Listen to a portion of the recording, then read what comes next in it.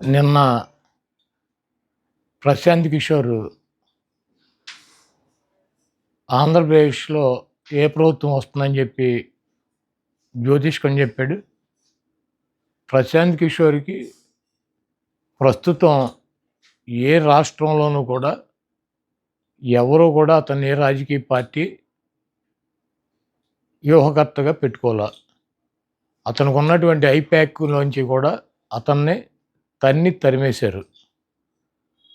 I-PAC team YSR Congress పార్టీకి ఇప్పుడు కూడా పనిచేస్తుంది ఋషి ఆధ్వర్యంలో. లగడపాటి రాజగోపాల్ లాగా ఇతను కూడా జ్యోతిష్కం చేయడం మొదలెట్టాడు. ఇతనికి వృత్తి ఏదన్నా ఒక రాజకీయ పార్టీని గెలిపించాలంటే డబ్బు తీసుకుని ఆ పార్టీ కోసం పనిచేస్తాడు వ్యూహకర్త. ఇతను తీసేసిన తహసీల్దారు ఐప్యాక్లోంచి తరిమేస్తే అతనికి ఎటువంటి టీము లేకుండా బీహార్లో ఒక రాజకీయ పార్టీ పెట్టి పాదయాత్ర చేసి డిజాస్టర్ అయిపోయి డిస్పోజల్ అయిపోయాడు. ఎవడో కూడా పెట్టుకునేటువంటి పరిస్థితి లేదు. చంద్రబాబు లాంటి పనికిరాని వ్యక్తుల దగ్గర ప్యాకేజ్ తీసుకుని డబ్బులు తీసుకుని అతను జ్యోతిష్కం చదువుతున్నాడు. అంటే పీకే చెప్తే ఈ రాష్ట్ర ప్రజలను 2-3% ఓటు మారుతుందేమోనని చెప్పి చంద్రబాబు నాయుడు ఆశ. కేసీఆర్ మళ్ళీ అధికారంలోకి వస్తాడు. ప్రతిపక్ష పార్టీలకు సరైనటువంటి నాయకుడు లేడు కాబట్టి కేసీఆరే మళ్ళీ అధికారంలోకి వస్తాడని చెప్పి ఇదే పీకే తెలంగాణ ఎన్నికల ముందు చెప్పాడు.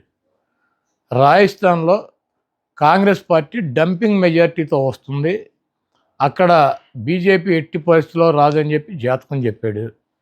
ఛత్తీస్గఢ్లో కాంగ్రెస్ ప్రభుత్వమే మళ్ళీ ఏర్పడుతుంది, బీజేపీకి 1% కూడా అవకాశం లేదని చెప్పి జాతకం చెప్పాడు. ఎప్పుడు ఇవన్నీ కూడా ఈ 3-4 నెలల్లోనే చెప్పాడు. మొన్న జరిగినటువంటి డిసెంబర్ ఎన్నికల్లో ఈ 3 రాష్ట్రాలకి జాతకం చెప్పాడు. ఇప్పుడు వచ్చి ఆంధ్రప్రదేశ్లో జగన్మోహన్ రెడ్డి గారు గెలిచే అవకాశం లేదు, తెలుగుదేశం పార్టీ గెలుస్తుందని చెప్పి జ్యోతిష్కం చెప్పాడు. ముందు జగన్మోహన్ రెడ్డి గారికి కంగ్రాచులేషన్స్ చెబుతున్నాం.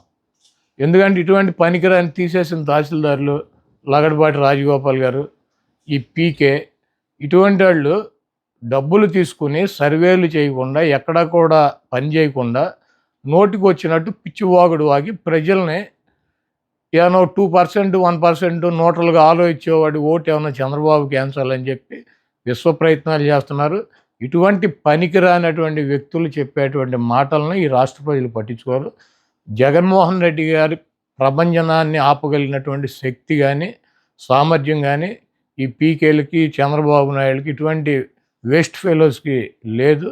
జగన్మోహన్ రెడ్డి గారు ఈ రాష్ట్రంలో గతంలో వచ్చినటువంటి 151 సీట్ల కన్నా పెచ్చు సీట్లతో అధికారంలోకి రాకపోతున్నారు.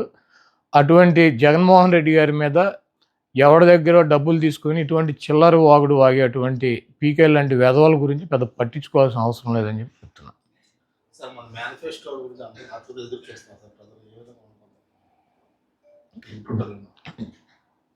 మా రాజకీయ పార్టీకి మాకు వ్యూహం ఉంటుంది.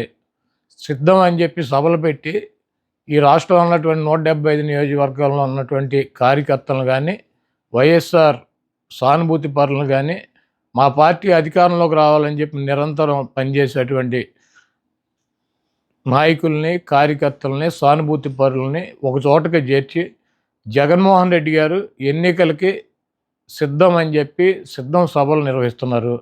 భీమిలిలో మా సభ అయింది, దెందులూరులో మా సభ అయింది, రాప్తాడులో మా సభ కంప్లీట్ చేసాం. ఇప్పుడు ఒంగోలు జిల్లాలో 4వ సభ పెడుతున్నాం, అది 10వ తారీఖున అని చెప్పి అనౌన్స్ చేశారు. మా పార్టీకి ఒక వ్యూహం ఉంటుంది. మొత్తం అందరినీ కూడా 175 నియోజకవర్గాల్లో గెలిపే లక్ష్యంగా